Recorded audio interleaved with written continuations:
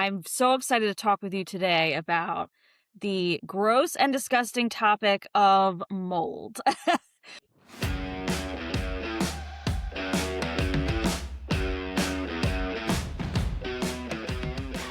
We are back with a new episode of Short Fuse. I'm Katie McMichael, Executive Director of Movers for America, and I am here with MJ, my new friend from NMFA. So, MJ, can you give us a little background on yourself and what you do at NMFA? Sure. So I'm Jay Boice. I am the digital audience manager at the National Military Family Association, otherwise known as NMFA, because we Yeah. love our acronyms right here in the Yes, we military. do. I am the spouse of a recently retired Marine of 20 plus years. Hoorah, you kill Semper Fi. And we have two Marine brats. They're older kids, they're college, and then my daughter decided that we made military life look so cool. She joined our club a few years ago and she Oh, married yeah. herself an airman. We will forgive her for Oh, that part. great. No. And she promoted us not once, but twice to the role of Mimi and Papa. So Oh, we do have two mini mill kids. that's Um, awesome.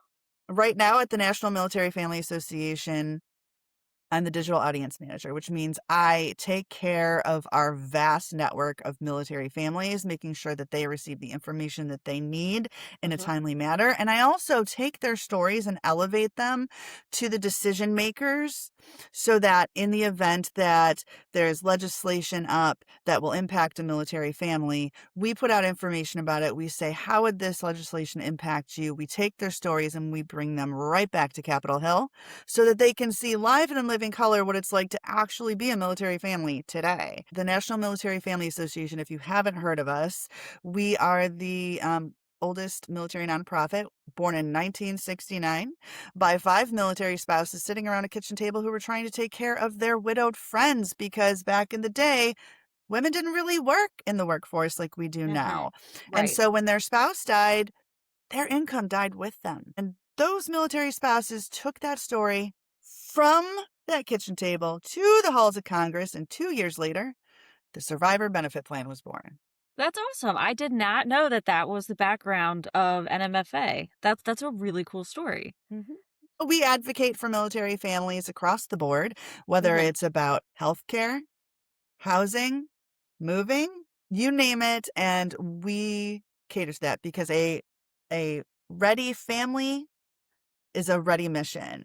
Family Yeah. readiness is equal to mission readiness. We don't need Oh, our service absolutely. members on a Mhm. mission worried about what's happening back home because then they're not focusing on the mission and bad things can happen. Right. No, absolutely. And I'm so excited to talk with you today about the gross and disgusting topic of mold, which is a familiar one for your side of things, right? With some of the issues we're seeing with military housing. And we all know how destructive mold can be. So, from the moving and storage perspective, mold is obviously something industry works very hard to stay away from. When all these items get very tightly packaged into crates or go into storage, even if there is the tiniest little mold spore, you would be amazed at how quickly that spreads to everything in that shipment. You never want to be opening up a crate or opening up a box for a military family and all of a sudden you see mold everywhere.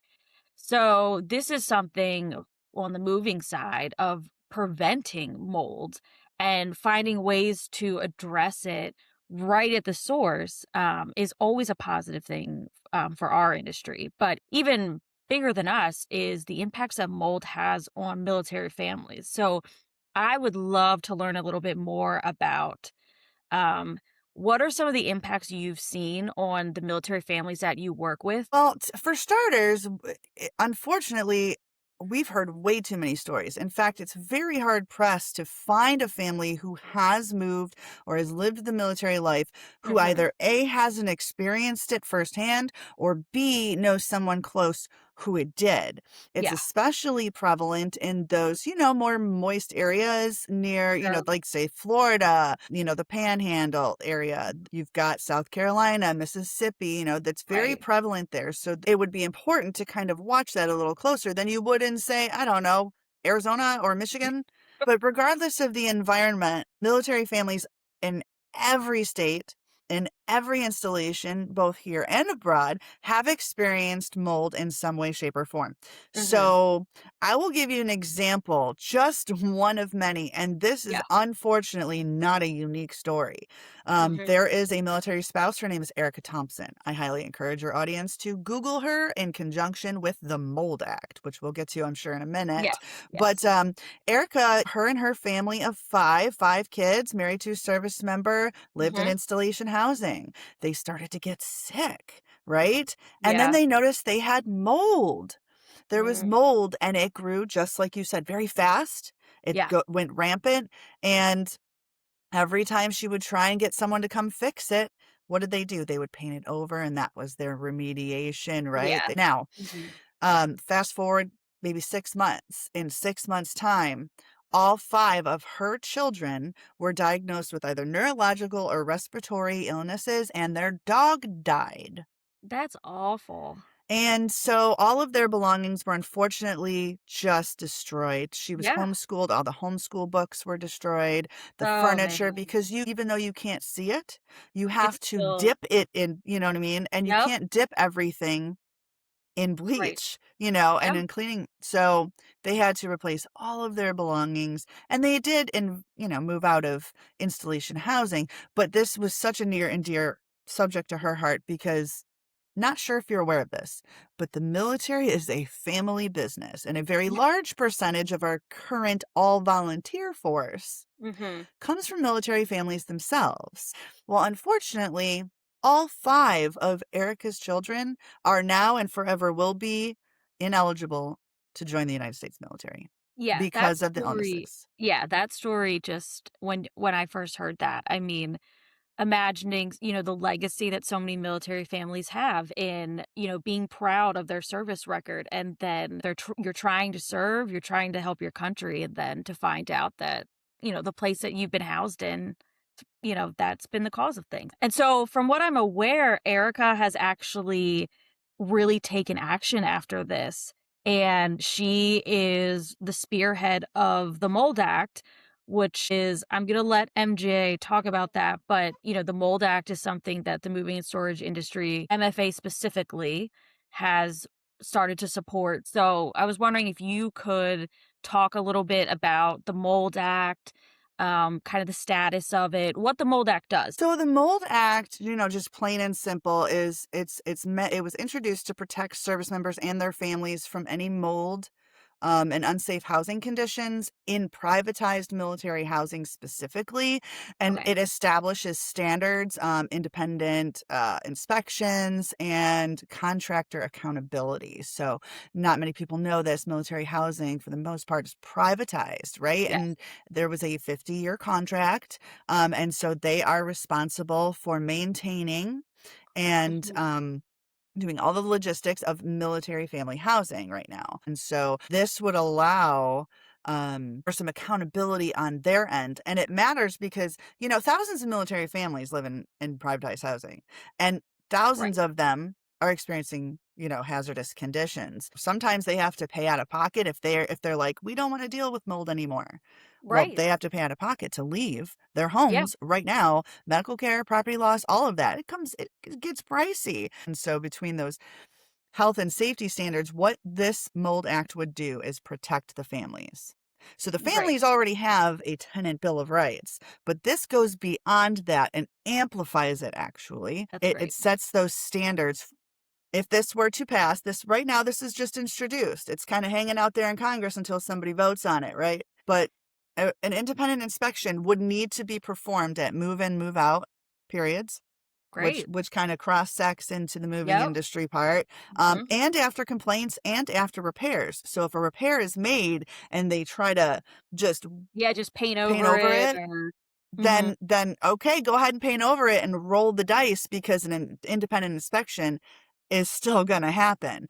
And Yeah. so that protects the family, but it also protects the military's investment, and honestly it protects the privatized housing's investment as well. Sure. I mean, it's that early intervention, is so important when it comes to mold just because of how fast it spreads. The Mold Act not only protects the families and the military and the private contractors, and restores trust and protects health and boosts readiness and all of that jazz. Right. But also it could mitigate the mold factor when our stuff goes into temporary storage. So, Exactly. if you see it, from my understanding, if our movers see mold on our stuff anywhere, Y they have to stop what they're doing Yep. and cease and desist, like, right? They have Yes. to just stop because they can't put that in storage because then they're compromising other stuff from other Mhm. people's, moves.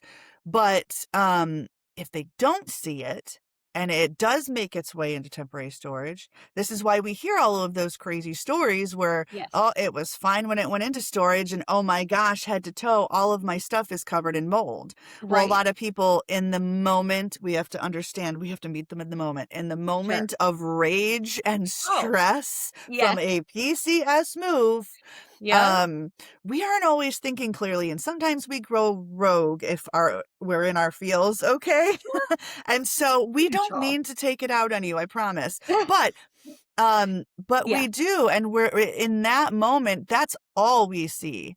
Yep. So it's important for families to also know that it's not our movers and it's not the storage company all the time.